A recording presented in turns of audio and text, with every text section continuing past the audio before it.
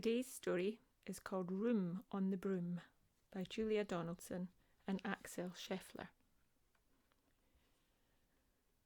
The witch had a cat and a very tall hat and long ginger hair which she wore in a plait. How the cat purred and how the witch grinned as they sat on their broomstick and flew through the wind. But how the witch wailed and how the cat spat when the wind blew so wildly it blew off the hat. "Down!" cried the witch, and they flew to the ground. They searched for the hat, but the hat could not be found. Then out of the bushes, on thundering paws, there bounded a dog with the hat in his jaws. He dropped it politely, then eagerly said, as the witch pulled the hat firmly down on her head, "I am a dog, as keen as can be. Is there room on the broom for a dog like me?" "Yes!" cried the witch, and the dog clambered on. The witch tapped the broomstick, and whoosh, they were gone. Over the fields, the forests they flew, the dog wagged his tail, and the stormy wind blew. The witch laughed out loud and held on to her hat, but away blew the bow from her long ginger plait. "Down!" cried the witch, and they flew to the ground. They searched for the bow, but the bow could not be found.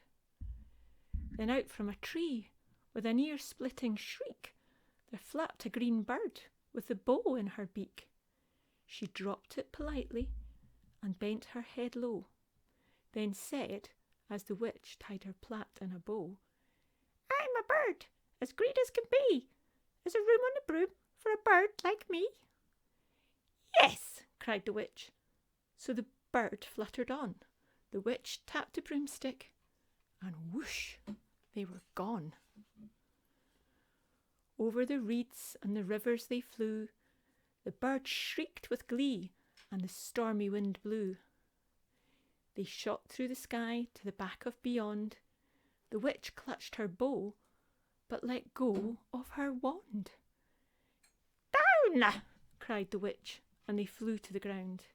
They searched for the wand, but the wand could not be found. Then, all of a sudden, from out of a pond leapt a dripping wet frog with a dripping wet wand. He dropped it politely, then said with a croak, as the witch dried the wand on a fold in her cloak, "I'm a frog, as clean as can be. Is there room on the broom for a frog like me?"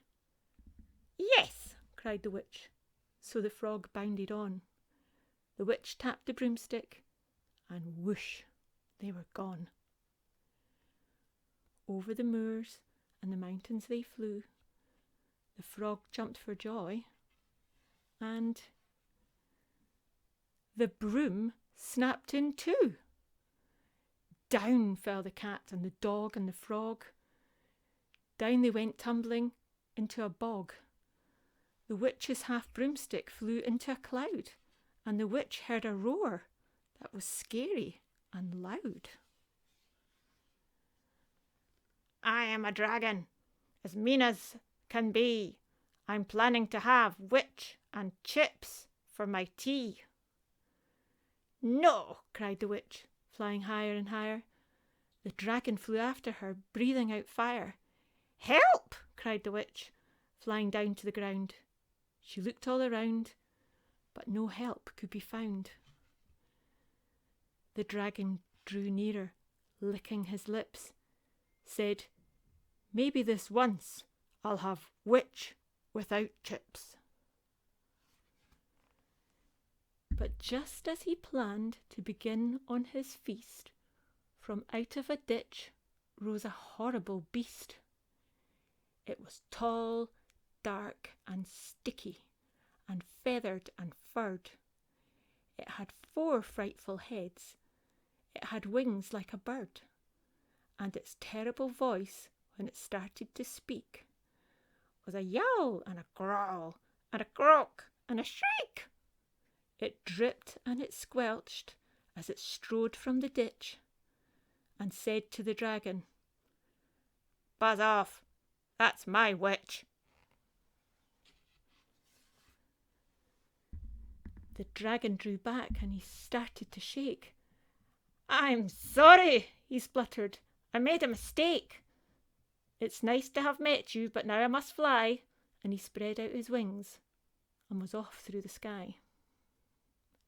Then down flew the bird, and down jumped the frog. Down climbed the cat, and phew, said the dog. And "Thank you, oh thank you," the grateful witch cried.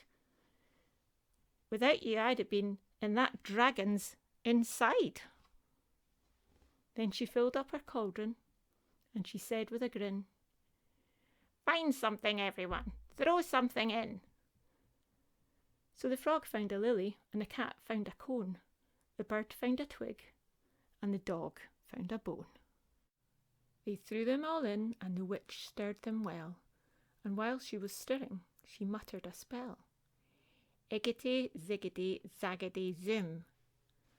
Then out rose a truly magnificent broom, with seats for the witch and the cat and the dog, a nest for the bird, and a shower for the frog. "Yes," cried the witch, and they all clambered on. The witch tapped the broomstick, and whoosh, they were gone.